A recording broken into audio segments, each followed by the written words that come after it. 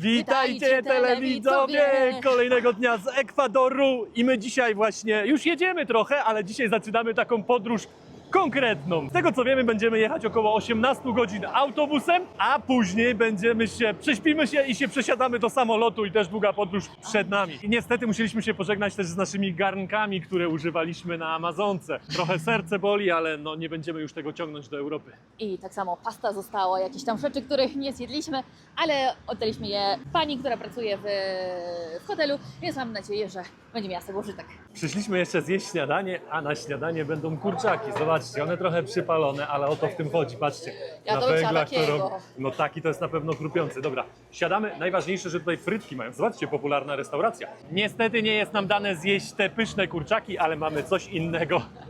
Też dobre. Ale już się nastawiłam, naprawdę te kurczaki tutaj wyglądają rewelacyjnie i nie wiem, czy drugie miejsce takie tutaj widzieliśmy, bo tak to mają, ale te piece takie elektryczne, a tutaj na prawdziwym węglu jest to robione. Tak, pani powiedziała, że ponad godzinę będzie trzeba czekać, a my tyle czasu nie mamy. Jak jesteście miłośnikami frytek, no to w Ameryce Południowej i tutaj w Ekwadorze też zjecie pyszne fryty robione z własnych ziemniaków. Także wiecie, jaki to jest smak. Mari postanowiła, że jeszcze spróbuje ekwadorskich wypieków. To na teraz czy na drogę? Na drogę, to będzie na drogę. Wzięłam coś z arequipe, czyli że zapominam, no, kajmakiem, czyli tofi. I jednego croissanta, wygląda tutaj naprawdę dobrze. Jest już nasza zupa kukurydziana z wkładką mięsną, ponoć wołowina. O proszę, jest wkładka. Mogę tobie oddać od To razu. ja poproszę. Mari zagląda i nie może dostrzec. Patrzcie, tak cienkiego kurczaka to ja jeszcze nigdy nie widziałem. Jak papier. Dosłownie, o. Wszystko widać. A ja mam wieprzowinę. Jak sobie przetłumaczyłem, no to jest schab. Wróciliśmy już do hotelu, wkładamy nasze plecaki i jedziemy na terminal. Jedziemy jakieś 3,5 km i zapłacimy $1.25 tylko. To jest, mi się wydaje, około 5 zł będzie. Wyszło 4,60. Sprawnie, szybko poszło. Niecałe, myślę, 5 minut i dojechaliśmy. Marcin teraz niesie naszą rumuneczkę. Idziemy teraz poszukać autobusów. Tak. Sprawdzaliśmy w internecie, to wiem, że za kilka godzin Permiso. odjeżdżają, ale liczymy, że Gracias. będzie jakiś autobus, który odjeżdża wcześniej. No stacja Nie za duża. nie za duża, tak, ale trochę tych firm jest. Rozeznaliśmy się, zajęło nam to pół godziny, ale co najlepsze, że mamy jeszcze 4,5 godziny do odjazdu pierwszego autobusu. I Marika już też w sumie zdecydowała, którym jedziemy. Tak, były do wyboru takie 3 opcje, które tutaj mamy i jak sprawdziliśmy w internecie, dlatego przyjechaliśmy tak wcześnie w ogóle, bo jest jeden autobus, coś z Santa Marta chyba. No i Marcin mówi, tak, jedziemy, im szybciej, tym lepiej, bo to 18 godzin. Okazuje się, że większość autobusów jedzie 11, no myślę do 13 godzin, przynajmniej tak tutaj mówią. Ten, który wybrał Marcin, to nawet pan W ogóle wiedział go nie ma tutaj. Tutaj nie ma, jest z boku i pan nawet, który tutaj pracuje, powiedział, że nie, który jest od bagaży tutaj. Powiedział, nie, tutaj przyjdźcie do tych dwóch. Jeden jest za $30 autobus, inny za $45, więc w ogóle zobaczcie jaka różnica, a jeszcze innym, którym my się zdecydujemy pojechać za $22. Mari idzie kupić już bilety, ja czekam tutaj z naszymi tobołami. Mamy 4 godziny 20 minut do odjazdu naszego autobusu, a przez to, że tutaj chcą za torby dużo więcej pieniędzy niż my zapłacimy za taksówkę z powrotem, bo $1.25 kosztuje taksówka, czyli to było niecałe 5 zł? Jak dobrze pamiętam? No to my postanowiliśmy, że bierzemy taksówkę, jedziemy do hotelu, zostawimy tam walizki i jeszcze 4 godziny sobie spędzimy na mieście. Mamy już naszego kierowcę, wsiadamy za $1.25, jedziemy. Wracamy do punktu wyjścia, szliśmy tędy na śniadanie, zostawiliśmy już nasze plecaki i idziemy się przejść na miacho. Na truskawki w Polsce się spóźniliśmy, ale w Ekwadorze nigdy nie jest późno na truskawki. Tutaj truskawki kosztują $1 za pół kilo wychodzi, czyli w sumie nie wiem, czy to dobra cena, nie wiem ile w Polsce kosztowały w tym roku truskawki, czyli powiedzmy wychodzi za pół kilo, powiedzmy 7 zł wyjdzie za kilo, 7 z kawałkiem. Pan to nam wszystko zważył, librę tutaj się kupuje, tu się nie kupuje kilogramów, ale 1 libra to powiedzmy około pół kilograma. Mari zostaje w salonie piękności, zrobi sobie paznokcie. A, to sobie zostawię nasze zakupy. Tak, to ja wezmę do plecaka i takie paznokcie, moi drodzy, $10, to jest jakieś 37 zł. A jakie są te paznokcie? Ta hybryda. Hybrydowe. Takie, wiecie, to nie wie, tu utwardzane trochę. Utwardzane i ściąganie, wszystko w $10. Dobra, powodzenia. Jak część z Was wie, zbieram banknoty z państw, w których jestem, a jak już wiecie, w Ekwadorze nie ma już waluty ekwadorskiej, tylko jest dolar amerykański. Ale pan tutaj sprzedaje tą walutę, więc ja kilka banknotów sobie kupię. Nie wiem, jakie są ceny tutaj za takie banknoty, po prostu pierwszy raz spotkałem takiego pana, a będę w tym Ekwadorze już tylko 2 dni. No i pan powiedział mi, że za każdego banknota muszę zapłacić $1, więc wybrałem sobie 7 banknotów różnych i ja mówię, czy jakaś promocja za 7 jest, pan mówi, że może mi dać jednego gratis, więc mam jednego gratis, takiego niego samego, także jakby ktoś chciał, to mogę się wymienić. Był relaksik w hotelu, Marika też już wróciła z paznokci, więc pewnie później Wam pokażę, jak te paznokcie wyglądają, a ja nie odpuszczam, idę jeszcze raz spróbować z tym kurczakiem. Weźmiemy sobie go na wynos. Klimat w miejscowości Locha, jesteśmy w górach, no to ewenement. Słońce świeci i pada deszcz i tak cały czas. Po prostu idzie się ten deszczyk sobie cały czas kropi, taki lekki i tak przez cały dzień. Czasami popada, czasami nie, czasami mocniej. Ale ogólnie klimat taki, że jeżeli chodzi o jakieś warzywa albo uprawianie jakiejś ziemi tutaj, no to wszystko rośnie, bo jest powiedzmy taka wieczna jesień. Jest dość ciepło, słońce, deszcz, a to właśnie potrzebne do tego, żeby to wszystko rosło. I słyszeliśmy też o tym, że tutaj wielu Polaków, znaczy może nie wielu Polaków, wielu zagranicznych ludzi się przeprowadza do Ekwadoru, Polaków też, poznaliśmy panią, także pozdrawiamy Polkę, która mieszka w Ekwadorze. Robię drugie podejście do kurczakowni, widzę tutaj już się kurczaki odbijają w lustrze. Są. Mam nadzieję, że będą dostępne. Dobra wiadomość, kurczaki są dostępne, kolega już ładuje na wynos. Frytki z kurczakami, jeszcze ryż do tego, ale ryżu nie chcemy. To jest taka, o patrzcie, jakaś sałatka nawet i jeszcze jakiś makaron. Jeszcze kolega chciał ryżu naładować, ale nie chce ryżu. To jest moja noga, patrzcie jak ładnie wygląda. Ja już wróciłem do poczekalni hotelowej. Marika, no pochwal się. 37 zł, nowe pazury. Bardzo ładne, lekko tam skórki pozaciągała, ale... Tak, no nie lekko, właśnie pani bardzo mocno dzisiaj te skórki zaciągnęła, w sensie rozszarpała je, że tak powiem. Więc tak, no pół na pół Chińskie jestem cążki. Te książki to ja nie wiem. No ale tak, niby były wysterylizowane, tak więc to najważniejsze. No ładnie oprócz tego zrobiono, oprócz tego, że teraz bolą mnie te skórki. A mamy już tutaj kurczaki zapakowane, zupa nawet była ekstra, do tego owoce nawet mamy te, tak, które właśnie. kupiliśmy też. Z boku trzeba otworzyć, tak, załadowane truskawki, borówki i zbieramy się za 5 minut na stację. Jesteśmy już w taksówce, jedziemy z powrotem na terminal autobusowy. Kilka godzin później już jesteśmy na przystanku autobusowym, to oddaliśmy też pani naszą Rumunkę, tutaj nasza Rumunka stoi, żebyśmy nie musieli dźwigać jej tam, bo my musimy iść dookoła, gdzieś tam jest wejście. Powiedziałeś kilka godzin później? No kilka godzin później. A że tu jesteśmy, ja zrozumiałam kilka godzin później z tej taksówki, mówię tak. Co? No kilka godzin później na, tak, Marika, okej. A hotel właśnie w sumie w fajnym miejscu mieliśmy, bo było tylko 5 minut taksówką tutaj do tego terminalu, więc Na jakbyście takiej- gdzieś tam dalej jechali, to naprawdę super. 5 minut na piechotę do takiego centrum, żeby sobie pochodzić i do terminalu blisko, więc idealnie. I w ogóle hotel przy takiej wylotówce drodze, także spoko, nawet jak korki są, to szybciej idzie. Dobra, idziemy, no już do autobusu, bo ponoć stoi. Mamy bileciki i jeszcze trzeba było zapłacić taką opłatę, jak na Filipinach, jak się wchodzi na Filipinach na każdy port, to tutaj też 10 centów, coś takiego. Tam powiedzmy to wychodzi 37 groszy, no ale jednak trzeba coś takiego zapłacić, dodatkowy zarobek dla właśnie tutaj nich. Okej, my gdzieś musimy iść w prawo. I 10. Dziesiątka, To jeszcze 12, nie ma. A to nie ma, to pani mówiła, że jest. No dobra, to poczekamy sobie. Musimy sobie poczekać trochę na ten autobus, bo pewnie dojedzie. Mamy jakieś 20 minut do odjazdu. Zupa kurczakowa na początek. Marika spróbuje. Zupa kurczakowa ma jakieś łapki i różne rzeczy z ryżem. Taką samą zupą można się najeść, bo widzę tam ryż jakiś pływa. Taki rosół z ryżem. U nas się jada z ziemniakami w Polsce też. Jak w smaku? Rosół? Rosołowy. To właśnie dodają do każdej porcji, także spoko. Załadowaliśmy nasze walizki do środka i nie ma żadnych bilecików. 8 minut do odjazdu wsiadamy do autobusu, ale wam powiem, że te wejścia tutaj takie, gdzie oni sprawdzają, kto ma bilet, to jest super, bo teraz jest bardziej bezpiecznie. Kiedyś było mniej bezpiecznie, więc to jest super rozwiązane, że jakby nie ma tutaj niepotrzebnych ludzi i ludzie mogą się czuć bardziej bezpieczni ze swoimi walizkami. Dobra. Jesteśmy w środku, to jeszcze wychodzi. Przyzwyczajony do kolumbijskich standardów, mówię, na pewno się spóźnimy. Co się okazało? No, już nie uznajmy tego za spóźnienie, bo tylko 2 minuty później odjeżdżamy. Pierwszy autobus, którym jedziemy, w którym działają. Jak w samolocie. Ale jest gorąco. Mam nadzieję, że zaraz odpali jakąś klimę. Zobaczymy, no, coś pokręca, ale no, nie jest odpalona. Są te wtyczki do USB, można podłączyć ładowanie i fotele się fajnie rozkładają. Tylko byłem w kiblu i nie ma klamki. Nie wiem, czy trzeba iść do kierowcy klamkę zapytać? Kierowca powie, tylko nie na dwójkę. No właśnie. Tutaj Bo tu... No, tutaj upominają za każdym razem, a nawet w poprzednim autobusie to stał z nami chłopak i pilnował, czy... Żeby za długo nie siedzieć. No. Bierzemy się za jedzenie naszego kurczaka, ale łatwo nie jest, bo jesteśmy w górach i kręci tutaj takie zakręty, że się tutaj cały czas wyginamy, ale dajemy sobie jakoś radę. Łyżką te frytki jemy też, nie idzie. Smacznego. Mamy jakąś krótką przerwę, ale tutaj kierowca już nam nie gwizdże, że zaraz spadamy dalej, żebym daleko nie odchodził. Czuć już, że temperatura jest niższa wieczorami, jesteśmy na 2500. Oj, nawet mi się teraz uszy zatkały, więc ja muszę to sobie odetkać, no bo czym wyżej wiadomo, że te uszy się zatykają, trzeba sobie odtykać. Chłopaki jeszcze materac ładują, no sporo rzeczy było tutaj załadowanych. Po 4 godzinach mamy taki troszeczkę dłuższy postój z jakieś 10 minut, jesteśmy w miejscowości Cuenca. I powiem wam, że wysiadło z jakieś 80% ludzi z autobusu. Nie wiem, czy będą teraz dosiadać inni, ale akurat na tej trasie dużo ludzi jechało, ale jak tak wychodziłem, no to nie było chętnych, żeby wsiadać dalej. Zresztą nie dziwię się, kto chce jechać do stolicy Ekwadoru. My, gdybyśmy nie mieli stamtąd lotu, też byśmy tam nie jechali. Jednak kilka osób się dosiada, nawet wrzucają tam swoje walizki. Jest godzina 22:30, a tutaj jest kilka restauracji otwartych. Są sklepiki jeszcze pootwierane, można jakieś przekąski sobie kupić. Tam dalej też, zaraz przejdę, wam pokażę. Tutaj jeszcze ludzie stoją w kolejce do autobusu. Tutaj kolejna restauracja. Widać ładnie to zadbane. Dużo lepiej. No privet, no privet. Polonia. I tutaj kolejna restauracja. Kolega do mnie po rosyjsku tutaj myślał, że ja z Rosji, ale nie, ja z Polski. Dobra, ja to muszę obserwować, ten autobus tam stoi cały czas, bo one, mówię wam, odjeżdżają, nawet nikt tutaj nic nie sprawdza.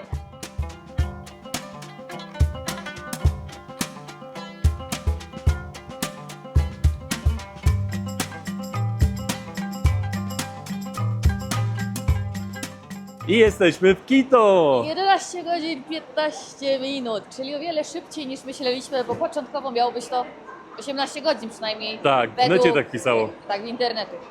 Ale jesteśmy szybciej. Jeszcze mamy jedzenie z innej miejscowości, więc dokończymy sobie tego kurczaka tutaj. Posiedzieliśmy chwilę na stacji, zjedliśmy śniadanie, przejrzeliśmy też hotele, ale widać, pewnie jestem zmęczony. No i jest zimno tutaj, słuchajcie, 8 stopni, nawet 7 było rano i tutaj wszyscy w kocach, w tych ponczach, takich grubych, czapki, rękawiczki, a my tutaj w bluzie sobie weszliśmy na luzaku. A mi się ciężko oddycha, bo jesteśmy na 2900 metrów nad poziomem morza. Jakie piękne górki nam się tutaj ukazały. Właśnie Quito z tego słynie. My jedziemy na metro. Są takie maszyny, kupiliśmy już sobie 2 bilety i jedziemy. Jakbyście tutaj byli, to pamiętajcie, że maszyna nie wydaje reszty, więc albo kartą, albo jeśli macie równo odliczoną gotówkę. Albo tam do kiosku. Dokładnie. Jesteśmy już, no właśnie, w metro i powiem wam, że jestem zaskoczony, że mają metro. Nawet nie myślałem o tym, że mają metro. I to dosyć tanio, bo wychodzi za 45 centów za jeden przejazd, także... Całą linię, tak. No i fajna opcja, cicho, spokojnie, w ogóle ta cała stacja metra, znaczy cała stacja, ta Kitakuba, jeśli nie mylę, naprawdę świetnie zrobiona, jest położona trochę dalej od miasta i myśleliśmy, żeby właśnie wziąć inny autobus do bliżej centrum, ale tutaj skoro jest Dojazd. metro jest dobry dojazd, to naprawdę warto tutaj przyjechać. No i my zaoszczędziliśmy w sumie na tych biletach po $8 na osobie, Tak, bo były tańsze. a do centrum właśnie były droższe, do $30.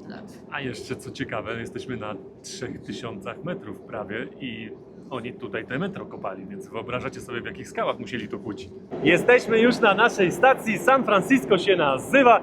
Idziemy na górę. Wysiedliśmy w Starym Mieście, patrzcie na te budynki. Jeden, drugi, jak one wykończone pięknie. Ta cała dzielnica tak wygląda, patrzcie, kolejne budynki. Tutaj jest Okej, kościół gracias. po Hello. prawej stronie. O, idziemy dalej, patrzymy, taki piękny budynek, patrzcie, kolejny. Wojsko ochrania, się pytamy, co to jest, a pan mówi, że to jest... Dom prezydenta. Tak, prezydent. White House taki amerykański. Przyszliśmy do pierwszego hotelu, jaki sobie wybraliśmy. Znowu są jaja, bo pani się śmieje z Mariki imienia.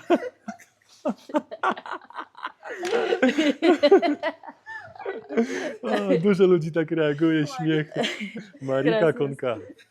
No wiecie, co znaczy Marika. Marika to znaczy gej w języku hiszpańskim. I tak wygląda nasz pokój za 120 zł ze śniadaniem.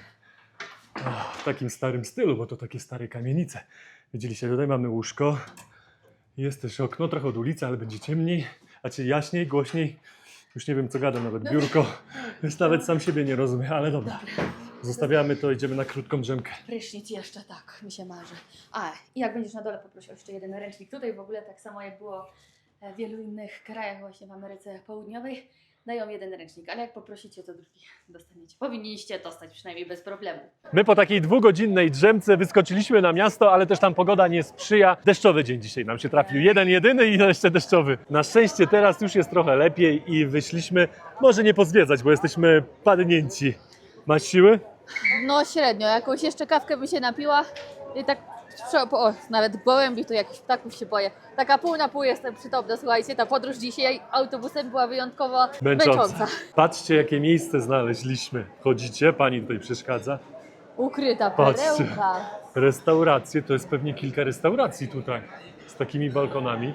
O, ale pięknie wygląda. Super. Jakie dekoracje, obrazy w takim starym stylu zrobione. Jesteśmy na pierwszym piętrze i tutaj jest zrobiona kawiarnia. Dookoła są stoliki, ale ktoś sobie to wymyślił. Cała ta chata, restauracja, ten dziedzińczyk zrobiony w takim kościelnym stylu i tutaj jest, jak to się nazywa, Marika, bo już zapomniałem? Konfesjonał. Konfesjonał, tak. Są jakieś pufy nawet z boku. Tam jest znowu, jak się dziecko chrzci, no to woda święcona. No i tu jesteśmy na trzecim piętrze i to jest restauracja już zrobiona. Muzyczka na żywo sobie tam gra. No i taki widok jest z góry. Na ścianie dość spory krzyż. W Starym Mieście kręcimy się wokół kilku ulic i to już jest, nie wiem, 5., 6. kościół na naszej trasie. Tutaj wszędzie spotkacie sklepy z kakałem i nam dał pan tutaj z Słówko. łusek kakao spróbować herbatki. Bardzo ciekawy smak i dobre jak na herbatę z kakao. Tego się nie spodziewałam. Pan mówi, że to działa jak energetyk. Że wszystko działa. To tego nie słyszałam. Tutaj tak trochę pod turystów pokazują, jak to robią, czyli najpierw mielą te ziarna kakao, oczywiście najpierw muszą być obrane, później robią coś takiego z tego, że się robi taka płynna czekolada i na koniec trafia to tutaj na ten stół i robią już czekolady takie różne smakowe. Na przykład już Wam pokazuję, jakie tutaj są. Kawa, CBDC, kokos, tutaj jest kwiat cynamonu. Pierwszy raz coś takiego widzę i słyszę o tym. No i różne macie, jakaś mandarynka jest też z solą, jest też z papryczką ahi. Tak wyglądają ziarna kakao, a w czymś takim rosną. Nie wiem, czy wszyscy wiecie, ale właśnie tak wygląda kakao. Wyciąga się, praży się, no i później powstają takie cudeńka słodkie. Marii jeszcze fotę zrobi. Fajnie, podoba mi się tutaj. I pierwszy raz, muszę Wam powiedzieć, widziałam kakao, nie tutaj, ale właśnie takie kakao przyniósł chłopak, jak byliśmy w Kolumbii, w Santa Marta. I on wtedy to otworzył, mówicie, możecie jeść takie świeże. I świeże w środku, Surowe. białe, trochę jak wata cukrowa wyglądało. Takie w ogóle nie jak smak kakao. To musi przejść cały ten właśnie proces prażenia. Tak jak kawa, że obierania, trzeba ją tak dopieścić, żeby była Dokładnie. dobra. Doszliśmy do tej pięknej bazyliki. Patrzcie, jaka ona wysoka. Coś tu chłopaki krzyczą. Coś tu się dzieje. Nie tylko z przodu wygląda na dużą, jesteśmy teraz z boku i tak samo. Ale jakie piękne wykończenia. Spójrzcie na tą wieżę. Tam widzę, ludzie wchodzą na górę. Słyszeliśmy, że obowiązują bilety wstępu, więc idziemy sprawdzić, jak to tutaj wygląda cenowo. Jeżeli ja chcę iść do kościoła, to powinienem móc iść tam za darmo, a oni chcą ode mnie jeszcze $2. $2 tutaj jednym wejściem i $4 jeszcze z tamtej strony, jak chcecie zobaczyć coś innego. Widzieliśmy tych kościołów już trochę, więc nie wiem, czy warto. Nie wiem, czy nie pójdziemy na samą górę, bo z tego, co zrozumiałam, to właśnie z tej strony za $4 płacimy wejście na górę, tam Na gdzie wieżę. pokazywałeś na wieżę. A tutaj za 2 wstęp do bazyliki, ale mimo wszystko to jest koło, no niecałe 8 zł za wstęp do kościoła, do bazyliki. To w Europie wydaje mi się, że wszędzie było za darmo wejście. Wiadomo, na punkty widokowe co innego, znaczy W Wenecji na nie wiem, tarasy. czy nie było €1. No to nawet w Wenecji jest taniej niż tutaj. No. Jesteśmy przed głównym wejściem, patrzcie, jak ona wygląda. Do góry Wam coś ukażę, ale to musicie zobaczyć. Zaraz Wam pokażę. Poznajecie tą postać? Patrzcie. Jan Paweł II na wejściu tej bazyliki. I jest tutaj napisane, że 30 stycznia Jan Paweł II odwiedził tą bazylikę 85 roku. Nie tylko bazylika, tutaj też są jakieś sklepiki, to wygląda na jakieś ogrody. W Ekwadorze też niestety mamy rasizm ekonomiczny. Oni płacą $2, my 4. Ekwadorczycy, którzy przyjeżdżają do Polski, jak wchodzą do jakiegoś muzeum, to nie płacą 2 razy więcej, a my, Polacy i inni, musimy płacić więcej. No to moim zdaniem jest właśnie taki rasizm ekonomiczny. Weszliśmy tutaj na górę, piękny widok na tą bazylikę, ale jest otwarta tylko jeszcze 15 minut. A tutaj co, jakieś katakumby? Ochroniarz już tutaj gania, bo zamykają bazylikę, nie ma wejścia. Piękne drzwi. Doszliśmy na kolejny plac, tam jakaś salsa leci, można sobie potańczyć, a tutaj Hospital Lenin, czy to jest ten Lenin, o którym ja myślę? Jeżeli to jest oryginalna budowa po Hiszpanach, to wygląda jak jakiś fort wojskowy i pewnie jak tak było, to tutaj stacjonowały jakieś jednostki. Postanowiliśmy wymienić też szybki w telefonach, $3 coś takiego kosztuje, czyli 11 zł to kosztuje. W sumie nie pytałem jeszcze, czy jest do mojego, bo ja też mam do wymiany. Marika miała już pęknięty, a mi odszedł, odkleił się, już się nie chce przykleić. Taki babol Marice odwalił, on mówi, że tak powinno być. Na rogach w ogóle się nie chciał przykleić ta szyba, on mówi, tak, powinno być. No. Mówi, że tego nie chcemy. I ściągnął i teraz nie mam w ogóle. Muszę poszukać czegoś innego. Wyskoczyłem jeszcze na miasto po jakieś jedzenie, przekąski i kupiłem, myślę, że to takie lokalne, ziemniaki smażą, tak trochę w formie placka i jest wybór, albo kurczak taki na głębokim oleju, albo jajko smaży, więc ja wybrałem z jajkiem, bo my lubimy z jajkiem i do tego są buraki i jakaś taka sorówka na ostro. Smacznego. Dziękuję. Dobry ziemniaki. A gdyby tego dania było mało, Marcin postanowił dokupić jeszcze hot doga. Nie wiem, co Ci, mój drogi, nakręciło, Ale ale... ja już Ci wytłumaczę. Ładnie wygląda. Chodziło o to, że idę jedną trasą i mówię, nie ma nic do jedzenia. A byłem jeszcze w sklepie po zakupy, a w sklepie tylko hot dog do zjedzenia, więc mówię, wezmę hot doga, żeby nie pójść głodny spać. No a mówię, dobra, idę jeszcze inną drogą i tam poszedłem jeszcze w takie mniejsze uliczki i znalazłem właśnie to. No ale hot doga też nie wyrzucę, więc... Aha, ładna wymówka, no.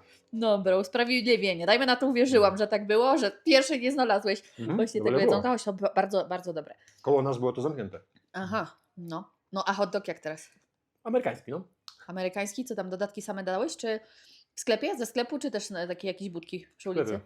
A, to dobra. I jak? Dobry? Nie najgorszy. Przez to, że mieliśmy bardzo mało czasu, nie mogliśmy Wam pokazać stolicy i Ekwadoru tak, jakbyśmy chcieli naszymi oczami, ale mamy nadzieję, że chociaż trochę mogliście zobaczyć, jak ten kraj wygląda. Ponoć my w to wierzymy i też to, co już zobaczyliśmy, warto dać szansę Ekwadorowi. Jest fajnie, ładnie, bezpiecznie. Okej. Są miejsca ponoć, które trzeba omijać, ale jak byliśmy gdzieś tam w tych małych miejscowościach, naprawdę nie czuliśmy się niebezpiecznie. Wieczorami gdzieś tam było widać takich ludzi, powiedzmy, żebyście wiedzieli, o co chodzi, takich blokersów, że stali gdzieś na ulicach jakimiś grupkami, ale nigdy nie mieliśmy jakiejś sytuacji, żeby się tego bać. Także to już tyle na dzisiaj i do zobaczenia w następnym odcinku. Trzymajcie się, cześć!